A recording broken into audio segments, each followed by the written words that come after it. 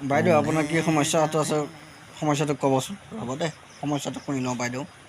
কি বস্তু যোনটো কিছুমান মতাসকলৰ ডাঙৰ আছে কিছুমান মতাসকলৰ সৰু আছে কিন্তু তুমি যদি পিঞ্চ কৰা বহুত বেছি ভাল লাগে কিন্তু যদি জোৰেকৈ টিপি দিয়া তো বহুত বেছি দুখ পায় সেই বস্তুটো কি হয় বাৰু কোৱা লাষ্টৰ এটা হিণ্ট দিলোঁ শব্দটোৰ লাষ্টৰ এলফাবেটটো ই হয় চালা মানে